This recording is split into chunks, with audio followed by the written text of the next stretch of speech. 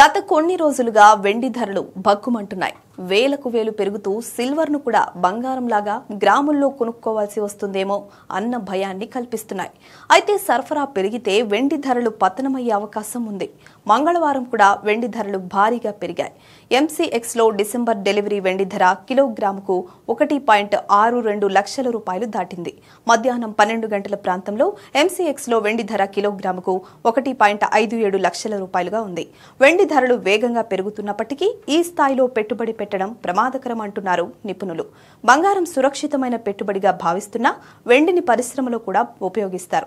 అయితే బంగారంలో కాకుండా ఇది పూర్తిగా సురక్షితమైన పెట్టుబడి కాదు. పరిశ్రమలో మాంద్యం ఏర్పడితే వెండి ధర తగ్గకుండా ఎవ్వరూ ఆపలేరు. భవిష్యత్తులో వెండి ధర తగ్గుతుందా అని పెట్టుబడిదారులు ఆందోళన చెందుతున్నారు. ఇది జరిగితే వెండిపై పెట్టుబడి పెట్టిన వారు నష్టాలను చవిచూసే ఛాన్స్ ఉంటుంది అంటున్నారు నిపుణులు. వెండి ధరల పెరుగుదలకు ఎలక్ట్రిక్ వాహనాలు, ఎలక్ట్రానిక్స్ పరిశ్రమల నుండి డిమాండ్ పెరగడం ప్రధాన కారణం. భౌగోళిక రాజకీయ అనిశ్చితి, సరఫరా కొరత కూడా ఇందుకు దోహదం చేశాయి. అయితే పారిశ్రామికంగా వెండి వినియోగం తక్కువగా ఉంది కాబట్టి ఈ డిమాండ్ను అంచనా వేయడం కష్టం అంటున్నారు మార్కెట్ విశ్లేషకులు. ప్రస్తుత ధరల దృష్ట్యా వెండి సరఫరా పెరగొచ్చు. దీనివల్ల ధరలు మరింత పెరిగే అవకాశం తక్కువ.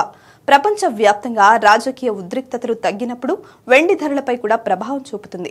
దీనివల్ల అధిక స్థాయిలో పెట్టుబడులు ప్రమాదకరం కావచ్చంటున్నారు నిపుణులు. వెండి సరఫరా కొరతపై ఒత్తిడి తగ్గుతున్నట్లు కనిపిస్తోంది. ఈటీఎఫ్ ఆస్తులను పెంచడానికి యుఎస్ నిల్వలను తగ్గిస్తున్నారు.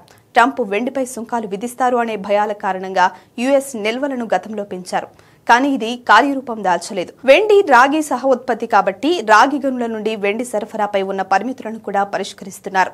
ప్రభుత్వ విధానాలు ఈటీఎఫ్ పరిశ్రమలో వెండి డిమాండ్ కూడా ప్రభావితం చేయొచ్చు.